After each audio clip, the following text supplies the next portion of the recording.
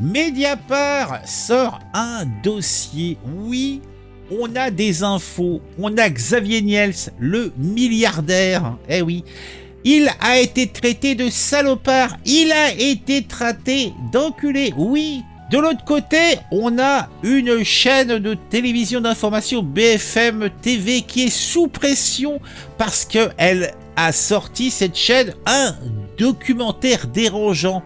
Les méthodes racailleuses de Rachida Dati pour étouffer les enquêtes la visant. Mon Dieu, mais quelle est donc cette infamie? Alors, Rachida Dati, les méthodes musclées pour étouffer les enquêtes médiatiques. Ah, c'est vrai qu'elle est musclée, la Rachida. Rachida Dati, ancienne ministre de la Culture, est au cœur d'une tempête médiatique. Elle est accusée de pression et d'insultes envers des journalistes et des patrons de presse. Ces méthodes, qualifiées de violentes et intimidantes, soulèvent-ils des questions sur la liberté de la presse? Peut-être. Plongeons-nous, pendant quelques secondes dans les coulisses de cette affaire explosive. J'ai consulté Mediapart et je suis ébahi. Alors, qu'est-ce qu'on a comme élément à charge? Xavier Niels, actionnaire de l'Obs, a révélé avoir été insulté par Rachida Dati après la publication d'articles critiques à son encontre. Furieuse, l'ancienne ministre aurait également tenté de bloquer un projet philanthropique financé par Niels en représailles. Denis Oliven, Olivenes, je ne sais trop, ancien directeur général de Libération, a également été la cible de messages agressifs via WhatsApp, traité de minable et de raté. Oui, mais bon, n'est-il pas un petit peu minable? N'est-il pas un petit peu raté? Putain, mais franchement, être directeur général de Libération, est-ce bien raisonnable? En tout cas, il y a des pressions partout et ce n'est pas la pression d'une bonne bière fraîche. Les journalistes Laurent Léger du journal Libération et Clément Lacombe du journal Le Nouvel Obs ont enquêté sur les affaires de Dati, notamment ses rémunérations suspectes et ses contrats avec Renault-Nissan.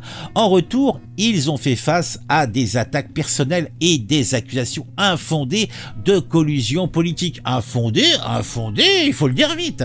BFM a également été sous pression pour un documentaire intitulé Rachida Dati, l'insubmersible. Dis donc, mais moi je pense que si on appuie bien sur la tête, la submersible, elle coulera.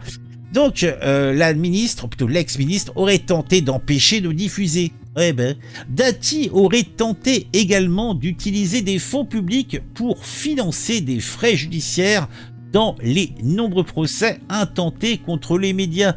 Cette tentative a été rejetée par le Conseil de Paris, suscitant des réactions vives dans les rédactions concernées. Dove Alphon, directeur de publication de Libération, mais déjà quand tu t'appelles Dove, mais sérieusement quoi.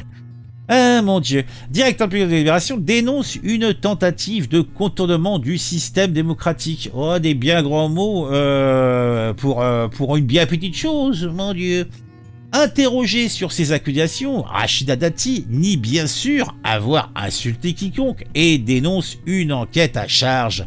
Elle accuse les journalistes de collusion avec ses adversaires politiques et affirme avoir toujours refusé la compromission. Cette affaire, alors, soulève quelques questions. Est-ce que Rachida est vraiment une femme? À certains doutes. Elle a eu un enfant, mais peut-être un? Allez savoir. Alors, est-ce que la liberté de la presse a été en danger? Est-ce que c'est Jojo d'utiliser des moyens de l'État pour influencer l'information? Certes non, certes non. En tout cas, ces pressions et ces attaques, ont quelques conséquences, puisque cette vilaine pabot de ministre chargé des relations entre l'État et les médias ont suscité de vives réactions. Oui, dans les rédactions concernées. Oh oui. Le gauchiste est fragile, hein, il faut pas trop le bouger, hein, sinon, tu sais, c'est comme l'orangina, hein, la pulpe décolle du fond, et puis voilà, après ça commence et ça finit en backroom dans des soirées torrides, parce qu'ils se sentent plus, quoi, voilà, bon. en tout cas, tout cela met en lumière, eh bien, la maîtresse femme qui est Rachida Dati, oui.